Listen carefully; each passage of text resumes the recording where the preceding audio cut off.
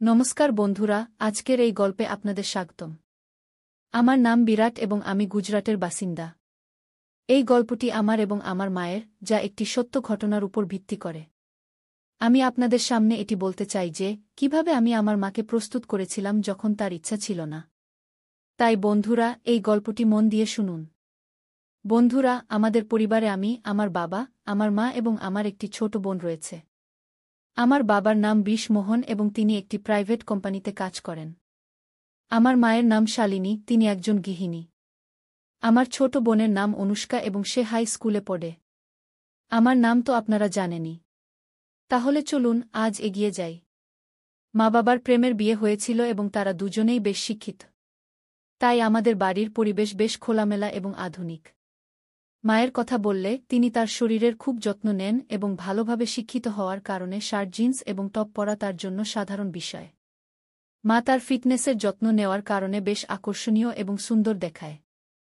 আমি বাড়িতে তার একমাত্র ছেলে, তাই আমাকে সবসময় অনেক ভালোবাসা মেলে এবং বাবা মা কখনই আমাকে রাগান্বিত করেন না। যখনই সময় মেলে আমরা চারজন মিলে খোলামেলা কথা বলি। তাহলে এই গল্পটি শুরু হয় যখন আমি কলেজে ছিলাম। আমার পরীক্ষা শেষ হয়ে গিয়েছিল এবং গ্রীষ্মের ছুটি চলছিল। সেই সময় আমার বোনও ছুটিতে ছিল। যেহেতু আমি কখনই দাদু দাদির বাড়ি যাইনি, তাই আমি ছুটি বাড়িতেই কাটানোর সিদ্ধান্ত নিয়েছিলাম।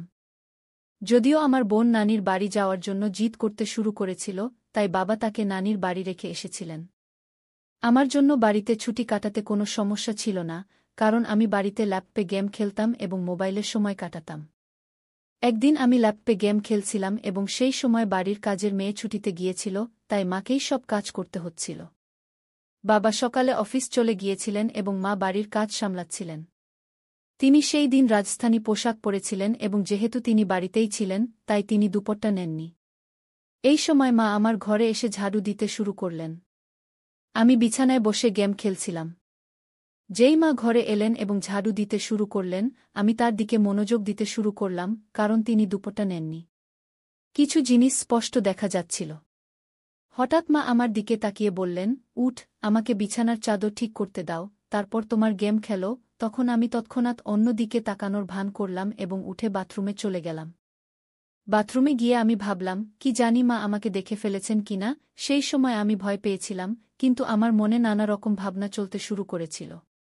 আমি বুঝতে পারছিলাম না যে যা আমি দেখলাম এবং ভাবলাম তা সঠিক ছিল নাকি ভুল। তারপর আমি বেডরুমে ফিরে এসে বসে পড়লাম, কিন্তু এখন আমার মনোযোগ গেম খেলায় লাগছিল না। বিছানার চাদর ঠিক করে মা রান্নাঘরে চলে গিয়েছিলেন, তখন আমি রেহাই পেলাম যে মা কিছু সন্দেহ করেননি। তারপর আমি আমার ল্যাপটপ বন্ধ করে দিলাম এবং মোবাইলের সময় কাটাতে লাগলাম। হঠাৎ আমার কাছে একটি নোটিফিকেশন এলো এবং আমি সেটিতে ক্লিক করলাম।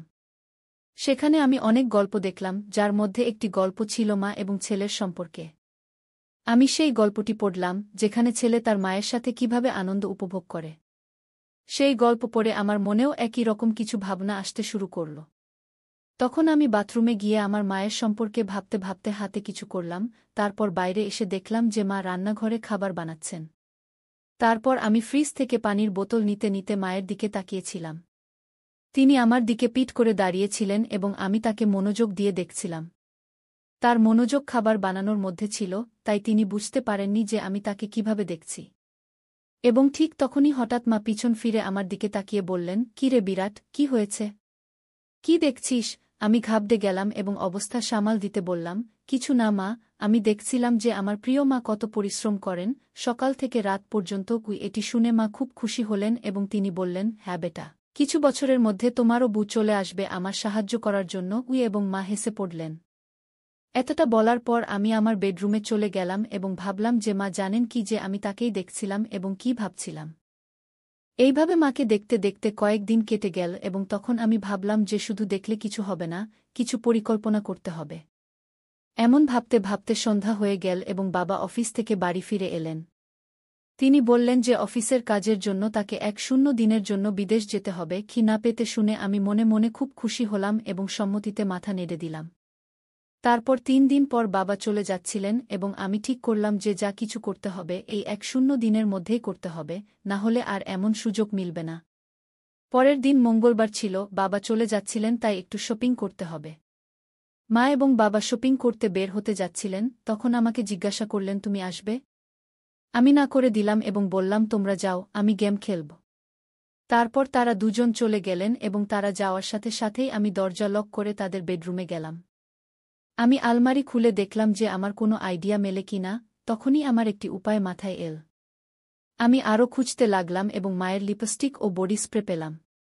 খুঁজতে খুঁজতে মায়ের অনেক কাপড় পেলাম, তার মধ্যে একটি ড্রেস পেলাম যা মায়ের ওয়ান পিস ছিল, লাল রঙের। এটি দেখে আমি ভাবলাম, মা এই ড্রেসে কেমন দেখাবে? ভাবতে ভাবতে আমি আলমারিতে কাপড় ঠিকঠাক করে রাখলাম, কিন্তু বেডরুমে মায়ের ফটো দেখে আবার কিছু অদ্ভুত অনুভূতি হল। এখন আমি মনে মনে ঠিক করলাম যে মায়ের নামে আর কিছু হবে না, এখন কিছু করতেই হবে, তবেই আমি শান্ত হতে পারব। সবকিছু ঠিকঠাক গুছিয়ে আমি হোল রুমে এসে টিভি দেখতে লাগলাম, তখনই মা এবং বাবা ফিরে এসে বসে গেলেন। এইভাবে সেই দিন কেটে গেল এবং পরের দিন বাবা চলে যাচ্ছিলেন, তাই মা তাড়াতাড়ি উঠে সব কিছু গুছিয়ে দিলেন এবং বাবাকে নাস্তা দিয়ে বাড়ির বাকি কাজে লেগে গেলেন। সকাল ৮টায় বাবা আমাদের বিদায় বলে চলে গেলেন এবং মাও বাড়ির কাজে ব্যস্ত হয়ে গেলেন। বাবার কোম্পানির কাজে বাইরে যাওয়া আমাদের জন্য কোনো নতুন বিষয় ছিল না। মা তাড়াতাড়ি উঠে বাবাকে সামলানোর চেষ্টায় গোসল করতে যাননি। বাবার চলে যাওয়ার পর সকাল ৯:০০ বাজে মাম্মি নাহাতে চলে গেল আর আমি হলে টিভি দেখছিলাম। হঠাৎ মাম্মির আওয়াজ এল, কি বিরাট তোয়ালে দে দোগু। আমি বাইরেই ভুলে গিয়েছিলাম। আমি তৎক্ষণাৎ তোয়ালে নিয়ে গেলাম। মাম্মি দরজা একটু খুলল আর তোয়ালে নেওয়ার জন্য হাত বাড়াল। যখন মাম্মি তোয়ালের জন্য হাত বাড়াল তখন আমি দেখলাম মাম্মির চুল সম্পূর্ণ ভেজা ছিল, তার হাত থেকে পানি টপকাচ্ছিল আর তার মুখ ও হাতে পানির বিন্দু দেখে মাম্মি আমার কাছে অত্যন্ত সুন্দর লাগল। যখন মাম্মি হাত সামনে করল তখন সে একটু সাইডে সরে গিয়েছিল, তখন আমি তাকে একটু দেখলাম আর তার উপর পানির বিন্দু ছিল। তার হাত যেন আমাকে ভিতরে ডাকছিল, কিন্তু সে চালাক ছিল, তৎক্ষণাৎ ভিতরে সরে গেল এমন লাগছিল। আমি তৎক্ষণাৎ ভিতরে গিয়ে তাকে দাঁড়িয়ে দাঁড়িয়েই আনন্দ দেই। যাই হোক, পাপা বাড়িতে ছিল না, কিন্তু আমি নিজেকে নিয়ন্ত্রণ করলাম আর হলে এসে বসলাম। তারপর ৫ মিনিট পর মাম্মি তোয়ালে জড়িয়ে হলে এল আর টিভির পাশের শীষের সামনে দাঁড়িয়ে হেয়ার ড্রায়ার দিয়ে চুল শুকাতে লাগল। আমি আরও বেশি অস্থির হয়ে গেলাম আর তাকে পেছন থেকে দেখতে লাগলাম। যখন মাম্মি তার চুলে হাত দিয়ে হেয়ার ড্রায়ার দিয়ে চুল শুকাচ্ছিল তার জন্য এসব নর্মাল ছিল, কিন্তু তার কি জানা ছিল পেছনে সোফায় বসে থাকা ছেলে তাকে আনন্দ দিতে পাগল হয়ে যাচ্ছে আর তাকে পেছন থেকে দেখছে। আমি মনে মনে ভাবলাম আজ থেকেই চেষ্টা করা উচিত। আর আমি সময় নষ্ট না করে বললাম, মাম্মি তুই সবসময় ৫:৫৭ ড্রেসই পরিস বাড়িতে কি? তখন মাম্মি বলল, কেন রে বেটা, এমন কি আছে? আমি যা ভাল লাগে তাই পরি, তোমার কেন মনে হয় অন্য কিছু পরা উচিত? তখন আমি বললাম, কিছু না মাম্মি, কাল যখন তুই জিন্স আর টপ পরেছিলি তখন এমনিতেই বলছিলাম কি। তখন মাম্মি বলল, ওরে পাগল, বাড়িতে কে জিন্স আর টপ পরে বাইরে যেতে হলে তো পরবেই নাকি? তারপর আমি বললাম, কি এমন না মাম্মি, যখন তুই শাড়ি আর রাজস্থানী ড্রেস পরিস তখন একটু বয়স্ক লাগে তাই বললাম। তারপর মাম্মি উত্তর দিল, কি এখন যুবক বকর কি করব? যাকে ভালোবেসেছি তার সাথে বিয়ে করেছি, আর এখন তোমার মতো অলস ছেলে আর অনুষ্কার মতো সুন্দর মেয়ে আছে, আর কি চাই? এত বলেই মাম্মি জোরে হেসে উঠল আর বেডরুমে কাপড় পরতে চলে গেল। আমিও হেসে উঠলাম আর টিভি দেখতে লাগলাম। কিছুক্ষণ পর মাম্মি বাইরে এল। কাপড় বদলে দেখে আমার খুশিও হলো আর নারাজগিও হল, কারণ সে আমার কথা মানল। নারাজ এজন্য যে সে আবার সম্পূর্ণ ঢেকে গেল। মাম্মি হলে এল আর বলল, এখন কেমন লাগছে? আমি হতভম্ব হয়ে বললাম, কি বাহ, এখন তুই একদম আমার বয়সের মেয়ে লাগছিস।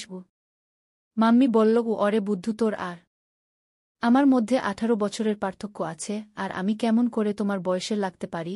এখন আমার কিছু বলতে ইচ্ছা করছিল না, কিন্তু কিছু বলতেই হলো, তাই বললাম, অরে মাম্মি, আমাদের আর তোমার বয়সের পার্থক্য আমরা জানি, কিন্তু বাইরে কে জানে? যদি আমরা দুজনে বাইরে ঘুরতে যাই তবে লোকেরা ভাববে আমরা গার্লফ্রেন্ড বয়ফ্রেন্ড। এত বলেই আমি ইচ্ছে করে থেমে গেলাম আর মাম্মির প্রতিক্রিয়া দেখতে লাগলাম। তখনই মাম্মি সময় নষ্ট না করে উৎসুক হয়ে জিজ্ঞেস করল, আচ্ছা আর কি বল না বেটা, কি এখন? আর আমি কিছু বললাম না, শুধু এতটুকু বললাম, ছেড়ে দে মাম্মি, তোমার রাগ হবে কি? তখন মাম্মি বলল, আমার কখনো তোমার উপর রাগ হয়েছে? আর তুমিও জানো আমার ছেলে কখনো ভুল করে না, তবে আমার রাগ কেন হবে? এখন দ্রুত বল, কি বলতে চেয়েছিলে কি? তখন আমি বললাম, যদি আমরা একসাথে বাইরে কোথাও ঘুরতে যাই তবে লোকেরা আমাদের গার্লফ্রেন্ড বয়ফ্রেন্ড ভাববে, কিন্তু তোমার গলা মঙ্গলসূত্র দেখে তারা আমাদের স্বামী স্ত্রীও ভাববে। কি? এ কথা শুনে মাম্মি জোরে জোরে হাসতে লাগল। তারপর মাম্মি বলল, অরে বাপরে, এত ছোট কথা জন্য আমার রাগ কেন হবে কি? আর আবার মাম্মি হাসতে লাগল। তখন আমি তাদের বললাম, হাসো না মাম্মি, কি এত? বলেই মাম্মি আমাকে টিটকারি দিতে আবার হাসা শুরু করল আর আমি মাম্মির দিকে দৌড় দিলাম মজা করে মারার জন্য। মাম্মি তখন দৌড়ে কিচেনে চলে গেল আর হাসতেই থাকল। তারপর আমি হলে বসে ভাবতে লাগলাম যে কি চলো শুরু তো হলো, কিন্তু এখনও অনেক কাজ বাকি, আর তা ঠিক ততটাই কঠিন। মাম্মি খুব সংস্কারবান, আর আমি কখনো তাকে এমন অনুভব করিনি যে সে এমন কিছুর অভাব বোধ করছে। মাম্মি আর পাপার প্রেমের বিয়ে হওয়ায় খুশি তো তাদের আগে থেকেই আছে, প্রয়োজন তো আমার ছিল, আর আমাকে সেই প্রয়োজন যে কোনো অবস্থাতেই পূরণ করতে হবে, তাও মাম্মি দিয়ে কি। তারপর কিছুক শোন পর আমি আবার চেষ্টা শুরু করলাম। মাম্মি কিচেনে কাজ করছিল, আমি সেখানে গেলাম আর বললাম, কি মাম্মি, তোমাকে রোজ রোজ এই কাজ করতে করতে বিরক্ত লাগে না? তখন মাম্মি বলল, না বেটা, যখন আমাদের কাজের বাই আসে তখন আমার আরাম হয় কি। তখন আমি বললাম, গো মা, এখন তো ছুটি শুরু হয়েছে আর আমার খুব বরিয়ত অনুভব করছিলাম। তখন মা বললেন, তাহলে কি করব, কোথায় যাব ঘুরতে? আমরা দুজনেই বাড়িতে আছি। তখন আমি বললাম, হ্যাঁ চলো মা, কিন্তু বাবা আসার পর। তখন মা বললেন, তাহলে এতক্ষণ কি করবে? আমি বললাম, আমার একটা গেম জানা আছে, যদি তোমার কোনো আপত্তি না থাকে তাহলে খেলি বাড়িতে। মা বললেন, আমার ল্যাপটপে গেম খেলতে কোনো আগ্রহ নেই, অন্য কিছু বলো। তখন আমি বললাম, আরে আমার প্রিয় মা, ল্যাপটপে নয়, শুধু এমনি আমরা দুজন খেলব। তখন মা বললেন, আচ্ছা ঠিক আছে, কোনো গেম? আমি বললাম, মা, ট্রুথ অ্যান্ড ডেয়ার। তখন মা বললেন, আচ্ছা সেই গেম, ঠিক আছে খেলি, কিন্তু আগে আমাকে বাড়ির কাজ শেষ করতে দাও, তারপর খেলব। তখন আমি বললাম, ঠিক আছে মা, তখন পর্যন্ত আমি আমার বেডরুমে যাই, যখন তোমার কাজ শেষ হবে তখন বেডরুমে চলে আসবে। এ কথা বলে আমি তাকে পিছন থেকে জড়িয়ে ধরে গালে একটি চুমু দিলাম এবং তারপর বেডরুমে গিয়ে বসে রইলাম। আমি বেডরুমে বসে ভাবতে লাগলাম, মা প্রস্তুত তো হয়ে গেছেন, কিন্তু কি জিজ্ঞাসা করব যাতে তার রাগ না হয় এবং আমার কাজও হয়ে যায়। কিছুক্ষণ পর মা বেডরুমে এলেন এবং আমার সামনে বসে গেলেন। তখন মা বললেন, এখন বলো কি খেলতে হবে। তখন আমি বললাম, মা, তোমাকে তো জানাই ট্রুথ অ্যান্ড ডেয়ার গেম, এখন আমাকে বলো গেমের শুরু তুমি করবে নাকি আমি? তখন মা বললেন, তুমিই শুরু করো। তখন আমি মাকে জিজ্ঞাসা করলাম, তোমাকে ট্রুথ চাই নাকি ডেয়ার? মা বললেন, ট্রুথ। তখন আমি প্রশ্ন করলাম, তোমার বিয়ের আগে কোনো বয়ফ্রেন্ড ছিল? আমার প্রশ্ন শুনে মা বললেন, এ কী ধরনের প্রশ্ন বিরাট? তখন আমি বললাম, এটাই আমার প্রশ্ন, আর তুমিই তো ট্রুথ বেছে নিয়েছ, এখন বলো। তখন মা বললেন, হ্যাঁ আমার বয়ফ্রেন্ড ছিল, এবং সে তোমার বাবাই। এরপর আমি মাকে বললাম, এখন তুমি আমাকে জিজ্ঞাসা করো, আমারও ট্রুথ। তখন মা একটু ভেবে আমাকে প্রশ্ন করলেন, মা বললেন, তোমার কোনো গার্লফ্রেন্ড আছে? তখন আমি হ্যাঁ বলে উত্তর দিলাম এবং বললাম, হ্যাঁ আছে, সে আমার সামনেই বসে আছে। আমার উত্তর শুনে মা একটু রেগে বললেন, আরে বেটা, এমন বলা ভুল, আমি তোমার মা। শুরুতে আমার আত্মবিশ্বাস একটু কমে গেল, কারণ মায়ের এমন গেমে কোনো আগ্রহ ছিল না এবং তিনি সংস্কারমনা ছিলেন। কিন্তু আমি হার মানতে রাজি ছিলাম না। তখনই আমি বললাম, আরে মা, মজাকেই বলেছিলাম, তুমি তাড়াতাড়ি রেগে যাও কেন? তখন মা ভালোবাসার হাসি দিয়ে হেসে উঠলেন এবং মাথা নাড়লেন। এরপর আবার আমি মাকে জিজ্ঞাসা করলাম, এখন তোমাকে কি চাই, ট্রুথ নাকি ডেয়ার? তখন আবার মা ট্রুথ বললেন। তখন আমি তাকে প্রশ্ন করলাম, বিয়ের আগে তুমি কি কখনো আনন্দ নিয়েছ বা কোনো গেম খেলেছ? তখন মা রেগে বললেন, বিরাট, এটা বেশি হয়ে যাচ্ছে, আমার মনে হয় না তোমার এমন প্রশ্ন জিজ্ঞাসা করা উচিত, এখন আমাদের এখানেই রাখা উচিত।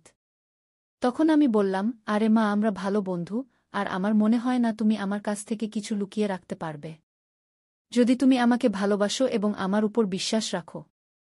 তখন মা বললেন, কিন্তু বেটা, তুমি আমার ছেলে, আর এসব কথা ঠিক নয়। তখন আমি তাকে বললাম, মা, তুমি তো অনেক পড়াশোনা করেছ, তবুও তোমার এসব কথা ভুল লাগে। এগুলো সেই সব কথা যা আমাদের ফার্স্ট সায়েন্সে শেখানো হয়। তখন মা বললেন, এগুলো সায়েন্সে শেখানো হয় না বেটা।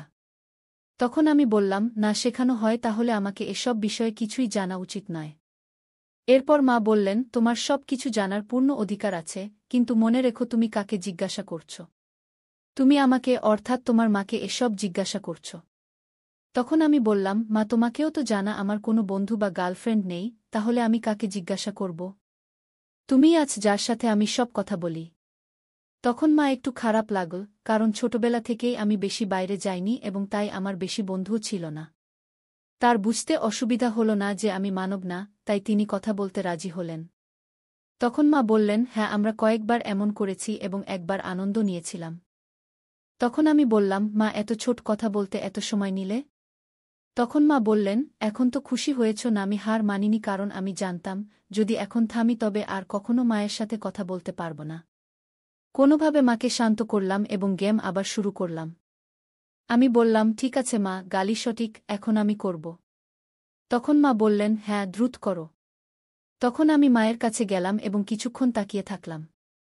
তারপর আমি যা করা উচিত ছিল না তা করলাম। ধীরে ধীরে মাকে প্রস্তুত করে আমি মজা নেওয়া শুরু করলাম।